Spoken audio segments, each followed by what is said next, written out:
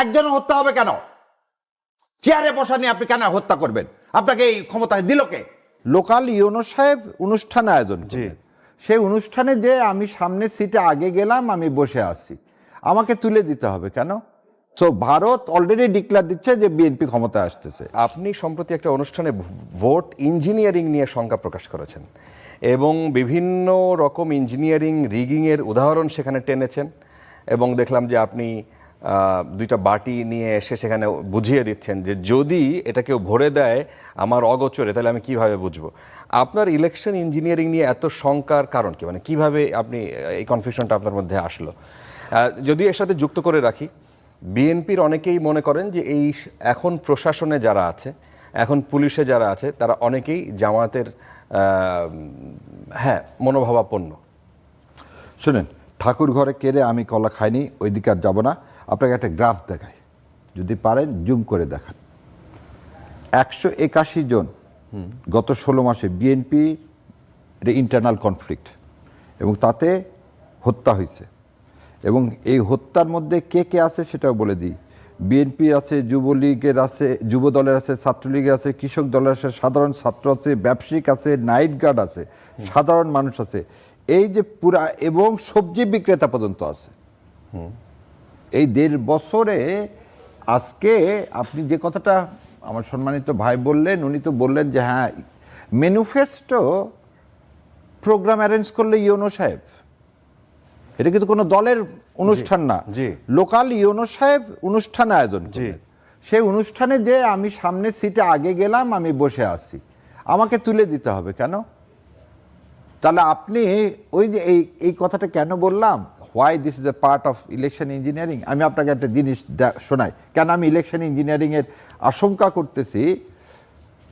আমি 3টা কোশ্চেনের এখন উত্তর পাইনি, সেজন্য আমি ইলেকশন ইঞ্জিনিয়ারের আশঙ্কা করতেছি। সেই 3টা প্রশ্নের উত্তর হচ্ছে, ভারত কেন বারবার বলতেছে বিএনপির সাথে, বলতেছে না কিন্তু বাংলাদেশে একটা নির্বাচন হলে নির্বাচিত দল যেই আসুক তার সাথে আমি কাজ করতে স্বাচ্ছন্দ্য বোধ করব, সেটা না বলে তারা বলতেছে বিএনপি ক্ষমতায় আসবে এবং বিএনপির সাথে ভারত কাজ করতে স্বাচ্ছন্দ্য বোধ করবে। সো ভারত অলরেডি ডিক্লেয়ার দিচ্ছে যে বিএনপি ক্ষমতায় আসতেছে। দ্বিতীয় আর একটা কথা কি বলছেন, যে যদি কারচুপি ইলেকশন না হয় তাহলে জামাত ক্ষমতায় আসবে না।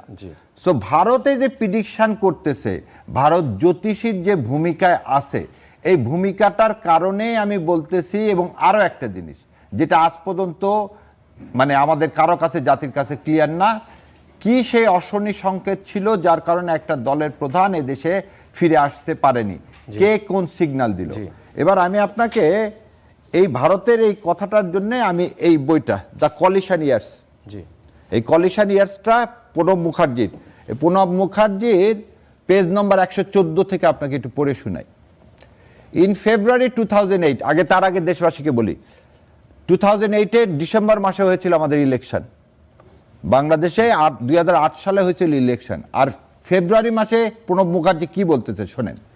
In February 2008, Bangladesh army chief Moeen Ahmed came to India on a 6-day visit. He called on me too.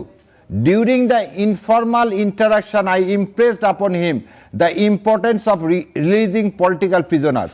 He was apprehensive about his dismissal by Sheikh Hasina after her release. But I took personal responsibility and assured the general of his survival after Hasina returned to power. অনেকে বলে যে আমি নাকি বই থেকে অল্প একটু পড়ি, বাকিটুকু পড়ি না, সেজন্য আপনাকে বই দিয়ে দিলাম।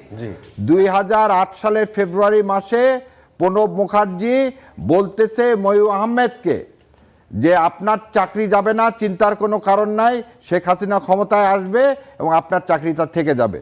2008 সালের ফেব্রুয়ারিতে, 2008 সালের ডিসেম্বরে আমরা ইলেকশন করতে যাচ্ছি, ইলেকশন করব, উনি ফেব্রুয়ারি মাসে বলে দিল কিভাবে? আজকে সেই জিনিসগুলো এখানে কি উদীয়মান, এই যে হত্যাযজ্ঞ, এগুলো সব হচ্ছে ইলেকশন ইঞ্জিনিয়ারিং এর পার্ট। অল আর ইলেকশন ইঞ্জিনিয়ারিং পার্ট। কেন এই পার্ট? যে বিএনপির সাথে তুমি যদি বিএনপির কথা না শোনো, বিএনপিকে ভোট না দাও, তাহলে তোমার করুণ পরিণতি ওয়েট করতেছে। এটাই 2008 সালে করে আসছে আওয়ামী লীগ। 2008 সালে কি করছে?